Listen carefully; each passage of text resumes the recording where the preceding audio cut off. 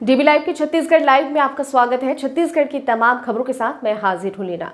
आइए देखते हैं डीबी लाइव के छत्तीसगढ़ लाइव में आज की सुर्खियां। रायपुर में रोज बन रहे कोरोना के नए रिकॉर्ड, लॉकडाउन नहीं हो रही कारगर साबित। छत्तीसगढ़ सरकार का अहम फैसला, राशन कार्ड धारी परिवारों को मिलेगा 2 माह का मुफ्त चावल। होम आइसोलेशन में ठीक हो रहे अधिकांश मरीज, बिलासपुर में 27,000 स्वस्थ हुए। राज्यपाल उइके ने लगवाया वैक्सीन का दूसरा डोज, लोगों से की वैक्सीन लगवाने की अपील। और स्वास्थ्य मंत्री ने किया जमकर पलटवार, कहा बीजेपी के वरिष्ठ कर रहे दुष्प्रचार। अब देखते हैं खबर विस्तार से। छत्तीसगढ़ में लॉकडाउन में भी कोरोना पर असर नहीं हो रहा है। रोज नए रिकॉर्ड बन रहे हैं। आज 17,397 नए मरीजों की पहचान हुई है। वहीं 219 मरीजों की मौत की पुष्टि की गई है। आइए नजर डालते हैं प्रदेश के उन जिलों पर और देखते हैं कोरोना की रिपोर्ट। छत्तीसगढ़ में आज के कोरोना के आंकड़ों पर अगर बात की जाए तो 17,397 नए मरीजों की पहचान हुई है। वहीं 219 मरीजों की मौत हुई है। प्रदेश में लॉकडाउन भी कारगर साबित नहीं हो रहा है। कोरोना पर रोज नए रिकॉर्ड बना रहा है। आज मिले संक्रमित मरीजों में रायपुर से 3,215, दुर्ग से 1,857, राजनांदगांव से 973, बालोद से 363, बेमेतरा से 421, कबीरधाम से 444, धमतरी से 470, बलौदाबाजार से 801, महासमुंद से 479, गरियाबंद से 332, बिलासपुर से 1,317, रायगढ़ से 1,144 मरीज, कोरबा से 843 मरीज, बलरामपुर से 380, जशपुर से 390, बस्तर से 199, कोंडागांव से 141 मरीज और वहीं कांकेर से 482 मरीजों की पहचान की गई है। राज्य के 58 लाख से ज्यादा राशन कार्ड धारी परिवारों को 2 महीने का मुफ्त चावल मिलेगा। मुख्यमंत्री भूपेश बघेल ने कोरोना संक्रमण की दूसरी लहर के कारण उपजी विषम परिस्थिति को देखते हुए राज्य के अंत्योदय, गरीब, निराश्रित और प्राथमिकता श्रेणी वाले परिवारों को 2 माह का चावल निःशुल्क दिए जाने का ऐलान किया है। इसका लाभ राज्य के 58,29,371 राशन कार्ड धारी परिवारों को मिलेगा। छत्तीसगढ़ सरकार मई और जून माह के कोटे के एवज में 3,94,136 मैट्रिक टन चावल का निःशुल्क वितरण करेगी। निःशुल्क चावल वितरण पर सब्सिडी व्यय का भार प्रदेश सरकार वहन करेगी। खाद्य विभाग द्वारा मई और जून माह के एक मुश्त निःशुल्क चावल वितरण को लेकर आज जिलों को ऑनलाइन आवंटन भी जारी कर दिया गया है। राज्य में प्राथमिक श्रेणी के राशन कार्ड धारी परिवारों की संख्या 40,67,356, अंत्योदय के 14,06,490, अन्नपूर्णा के 6,086, निराश्रित कार्डधारियों की संख्या 38,563 और निःशक्तजन कार्डधारियों की संख्या 10,876 है। ये सभी राशन कार्डधारियों को मई और जून माह के कोटे का चावल राशन दुकानों से मई माह में निःशुल्क दिया जाएगा। बिलासपुर में होम आइसोलेशन में मरीजों को उपचार देने के लिए जिले में 148 स्वास्थ्य कर्मचारी अधिकारियों की टीम काम कर रही है। ये न केवल फोन पर उन्हें परामर्श दे रहे हैं बल्कि घरों और जांच केंद्रों में जाकर सेवाएं भी उपलब्ध करा रहे हैं। पिछले वर्ष अगस्त माह से अब तक 35,000 से ज्यादा कोरोना पीड़ितों ने होम आइसोलेशन का विकल्प चुना है, जिनमें से 27,000 स्वस्थ हो चुके हैं। इस दौरान सिर्फ 3.09% मरीजों को अस्पतालों में रेफर किया गया। होम आइसोलेशन में सिर्फ 6 मरीजों की अब तक मौत हुई है। होम आइसोलेट मरीजों की इस समय संख्या लगभग 8,000 है। इनकी देखभाल में लगी टीम के सहायक नोडल अधिकारी डॉक्टर समीर तिवारी ने बताया, 148 लोगों की टीम 3 स्तरों पर होम आइसोलेशन मरीजों के स्वास्थ्य की देखभाल कर रही है, जिनमें विजिटिंग टीम कोरोना जांच केंद्र में एंटीजन टेस्ट में पॉजिटिव पाए जाने वाले मरीजों को तत्काल दवाई देती है। आरटीपीसीआर में पॉजिटिव पाए जाने वाले मरीजों को घर जाकर दवाई दी जा रही है। रिपोर्टिंग टीम होम आइसोलेट मरीजों को आइसोलेशन की गाइडलाइन की समझाइश देती है। इसके अलावा फॉलोअप टीम मरीजों को फोन करके उनके पल्स और उनके ऑक्सीजन लेवल की जानकारी लेती है। राज्यपाल अनुसुईया उइके ने आज पंडित जवाहरलाल स्मृति चिकित्सालय महाविद्यालय के कोविड-19 टीकाकरण केंद्र पहुंचकर कोरोना वैक्सीन का दूसरा डोज लगवाया। राज्यपाल ने छत्तीसगढ़ वासियों से अपील करते हुए कहा कि सभी पात्र लोग कोरोना वैक्सीन अवश्य लगवाएं। साथ ही उन्होंने कहा कि वैक्सीन लगवाने से शरीर में रोग प्रतिरोधक क्षमता विकसित होगी, जिससे हमें कोरोना से लड़ने में मदद मिलेगी। कोरोना का टीका लगवाने के बाद राज्यपाल ने कहा कि मास्क अवश्य लगाएं और कोविड-19 के बचाव के सारे उपायों का पालन करें। राज्यपाल अनुसुईया उइके को स्टाफ नर्स सीता साहू ने वैक्सीन का दूसरा डोज लगवाया। वैक्सीन लगाने के बाद वे आधे घंटे के लिए निगरानी कक्ष में थी। चिकित्सा महाविद्यालय के अधिष्ठाता डॉक्टर विष्णु दत्त ने राज्यपाल को कोरोना का वैक्सीनेशन पूर्ण करने का प्रमाण भी दिया। राज्यपाल उइके ने कोरोना के खिलाफ जारी संघर्ष में मेडिकल कॉलेज अस्पताल रायपुर द्वारा किए जा रहे प्रयासों के अधिष्ठाता डॉक्टर विष्णु दत्त और उनकी पूरी टीम को बधाई दी। छत्तीसगढ़ के स्वास्थ्य मंत्री टीएस सिंहदेव, बीजेपी के वरिष्ठ नेता और पूर्व स्वास्थ्य मंत्री अजय चंद्राकर पर जमकर पलटवार किया है। टीएस सिंहदेव ने अजय चंद्राकर के द्वारा रेमडेसिविर की कीमतों को लेकर उठाए गए सवाल पर सिलसिलेवार जवाब देते हुए कहा कि पूर्व में ऐसा महसूस होता था कि विपक्ष में सकारात्मक सुझाव मिल रहे हैं और साथ मिलकर कार्य हो रहे हैं, लेकिन अब ऐसा लगता है कि भारतीय जनता पार्टी के वरिष्ठ जनप्रतिनिधि दुष्प्रचार में लगे हुए हैं। सिंहदेव ने कहा कि ऐसा लगता है कि बीजेपी एक सोची समझी रणनीति के तहत गलत तथ्यों को प्रस्तुत कर छत्तीसगढ़ सरकार और छत्तीसगढ़ सरकार के स्वास्थ्य विभाग के कार्यों को कमतर बताने का प्रयास कर रही है। स्वास्थ्य मंत्री ने अजय चंद्राकर के प्रश्न पर प्रतिक्रिया देते हुए कहा कि 22 मार्च को महाराष्ट्र सरकार ने 595 रुपए में रेमडेसिविर खरीदी, तो इसकी जगह पर 16 अप्रैल को छत्तीसगढ़ सरकार ने 1400 रुपए में रेमडेसिविर इसलिए खरीदी है क्योंकि बाजार में इसकी कीमत बढ़ चुकी है। उन्होंने कहा कि पहले छत्तीसगढ़ सरकार ने सिप्ला कंपनी के साथ अनुबंध किया हुआ था, जिसे पूरा करने से कंपनी पीछे हट गई थी। इस दौरान छत्तीसगढ़ में रेमडेसिविर की अत्यंत आवश्यकता थी। इस जरूरत और जनभावना को देखकर हमारी सरकार ने इमरजेंसी टेंडर बुलाया था।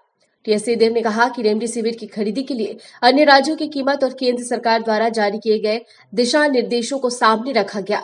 स्वास्थ्य मंत्री टीएस सिंहदेव ने पूर्व मंत्री अजय चंद्राकर के सवालों का सिलसिलेवार जवाब देते हुए गुजरात, आंध्र प्रदेश, महाराष्ट्र और मध्य प्रदेश सरकार के आंकड़े सामने रखते हुए बताया कि इन राज्यों द्वारा 1568 रुपए में रेमडेसिविर का क्रय किया गया है। उन्होंने कहा कि जब दवा उपलब्ध नहीं हुई तब राज्यों ने महंगे दाम पर भी इस दवा को खरीदने का निर्णय लिया होगा। कुछ दिनों से भारतीय जनता पार्टी के छत्तीसगढ़ के वरिष्ठ जनप्रतिनिधि अपने पुराने परिचित दुष्प्रचार के कामों में ऐसा लगता है कि संलग्न हो गए हैं। पूर्व में महसूस होता था कि सकारात्मक सुझाव मिल रहे हैं, सब मिलके काम कर रहे हैं, लेकिन ये परिस्थिति कुछ दिनों से बदली है। ऐसा लगता है कि सोची समझी किसी रणनीति के तहत गलत तथ्यों को प्रस्तुत करके वो छत्तीसगढ़ सरकार के और छत्तीसगढ़ सरकार के स्वास्थ्य विभाग के कामों को कमतर बताना चाहते हैं।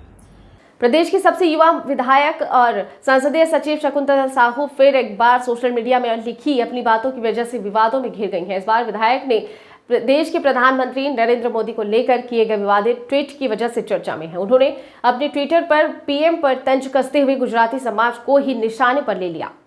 शकुंतला साहू ने अपने आधिकारिक ट्विटर हैंडल पर लिखा था कि इस ट्वीट के बाद समाज का गुस्सा भड़क उठा। समाज के प्रमुख प्रीतेश गांधी ने फौरन ही इस पर संज्ञान लिया और विधायक से फौरन माफी की मांग की। समाज प्रतिनिधियों ने माफी नहीं मांगने पर पूरे प्रदेश में उनके खिलाफ सामाजिक सद्भाव बिगड़ने के आरोप में एफआईआर दर्ज कराने की चेतावनी दी। प्रीतेश गांधी ने कहा था कि महिला विधायक सत्ता के मद में चूर हैं।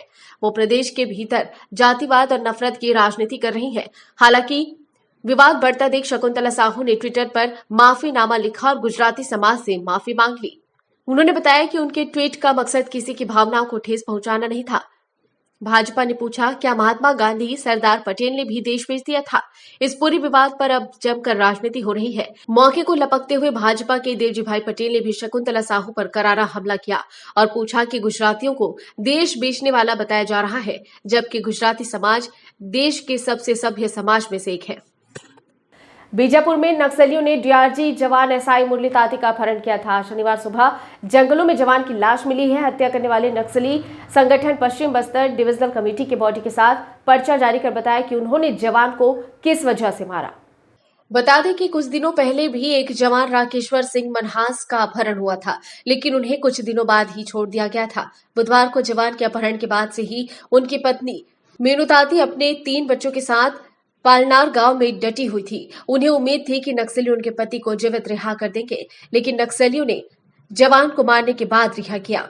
रिपोर्ट्स के मुताबिक शव के साथ मिले नक्सलियों की पर्ची में लिखा था कि 2006 सरवा जुडुम से लेकर 2021 तक डीआरजी जवान के रूप में काम करते हुए उन्होंने गद्दारी की। हत्या की वजह रही ताकि आगे से कोई भी डीआरजी जैसी गद्दारी नहीं करे। नक्सलियों ने संदेश देते हुए कहा कि जवान को इसलिए सजा दी जा रही है ताकि आगे से कोई भी मुरली ताती जैसी गद्दारी ना करे। जानकारी के मुताबिक एसआई मुरली ताती की हत्या के बाद नांदलूर के पास सड़क पर शव को फेंक दिया। देर रात नक्सलियों ने जवान की लाश को सड़क पर फेंक कर फरार हो गए, जहां सुरक्षा बलों की टीम ने शव बरामद किया। दंतेवाड़ा भैरमगढ़ एरिया कमेटी के नक्सलियों ने कमालूर रेलवे स्टेशन पर लगाए गए बैनर और पोस्टर के माध्यम से नक्सलियों ने 26 अप्रैल को भारत बंद को सफल बनाने का प्रयास किया है। नक्सलियों ने देश के प्रधानमंत्री नरेंद्र मोदी द्वारा देश को डिजिटल करने के खिलाफ और जमीन पट्टा कानून के खिलाफ रोक लगाने की बात की। इन सब के खिलाफ नक्सलियों ने 26 अप्रैल को भारत बंद करने की अपील की और मोदी सरकार को जन आंदोलन कटघरे में खड़ा करने की बातें भी कही। रायपुर शहर में आईपीएल 2021 के क्रिकेट मैचों में बड़े पैमाने पर सट्टा खिलाने की सूचना मिलने पर पुलिस उप महानिरीक्षक और वरिष्ठ पुलिस अधीक्षक अजय यादव द्वारा रायपुर पुलिस को क्रिकेट सट्टा के कारोबार पर प्रभावी रूप से अंकुश लगाने के साथ ही वर्तमान में लॉकडाउन अवधि के दौरान प्रशासन द्वारा जारी लॉकडाउन के निर्देशों का उल्लंघन करने के खिलाफ भी कार्यवाही करने के निर्देश दिए हैं। राजधानी पुलिस को सूचना मिली कि राजस्थान रॉयल्स बनाम रॉयल चैलेंजर्स बेंगलुरु मैच के दौरान थाना सिविल लाइन क्षेत्र के कटोरा तालाब गली नंबर 5 में कुछ व्यक्ति सट्टा खेल रहे हैं, जिस पर अतिरिक्त पुलिस अधीक्षक लखन पटले, नगर पुलिस अधीक्षक सिविल लाइन नसर सिद्दीकी और थाना प्रभारी सिविल लाइन आर.के. मिश्रा द्वारा थाना सिविल लाइन की एक विशेष टीम का गठन कर सटोरियों को रंगे हाथों पकड़ने के लिए योजना बनाई गई, जिस पर थाना सिविल लाइन की टीम मुखबिर द्वारा बताए गए उस स्थान पर जाकर रेड मारकर सट्टा खेल रहे सटोरियों को रंगे हाथों पकड़ा।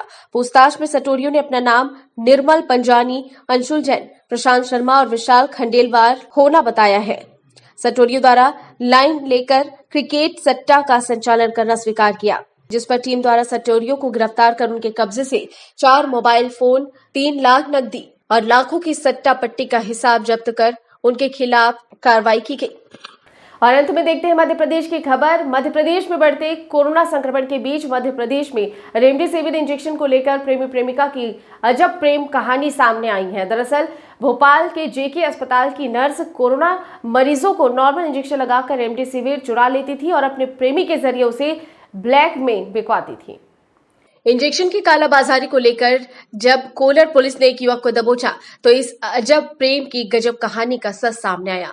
पुलिस ने बताया कि गिरधर कॉम्प्लेक्स दानिश कुंज निवासी झलकन सिंह की प्रेमिका शालिनी जेके अस्पताल के नर्सिंग स्टाफ है। हालांकि आरोपी नर्स अभी फरार है। आरोपी ने पूछताछ में बताया कि उसकी प्रेमिका इंजेक्शन की बजाय दूसरा नॉर्मल इंजेक्शन मरीज को लगा देती थी, उसे बचाकर वो उसे दे देती थी। ये इंजेक्शन वो 20 से 30 हजार रुपए में बेचता था।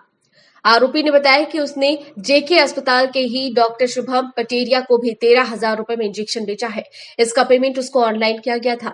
सूत्रों का कहना है कि जेके अस्पताल में एडमिट एक मरीज के परिजन से झलकन ने इंजेक्शन का सौदा किया था। कीमत को लेकर खींचतान होती रही और इसी बीच उसके मरीज की मौत हो गई। इस बात से नाराज परिजन ने रेमडेसिविर की कालाबाजारी की सूचना गोपनीय तरीके से पुलिस अफसरों तक पहुंचाई। इसके बाद झलकन पर निगरानी रखी जा रही थी। उसके जेब में इंजेक्शन होने की पुख्ता जानकारी मिलने के बाद तत्काल उसकी घेराबंदी हुई और पुलिस ने उसे धर दबोचा। मामले में अन्य आरोपी शालिनी वर्मा की तलाश की जा रही है। वहीं मामले को लेकर डीआईजी इरशाद वली ने कहा कि जीवन रक्षक इंजेक्शन की कालाबाजारी रोकने के लिए सख्त कदम उठाए जा रहे हैं। शहर भर में इसके लिए धरपकड़ की जा रही है। और बुलेटिन में फिलहाल इतना ही। आप बन रही है डीबी लाइव के साथ। नमस्कार।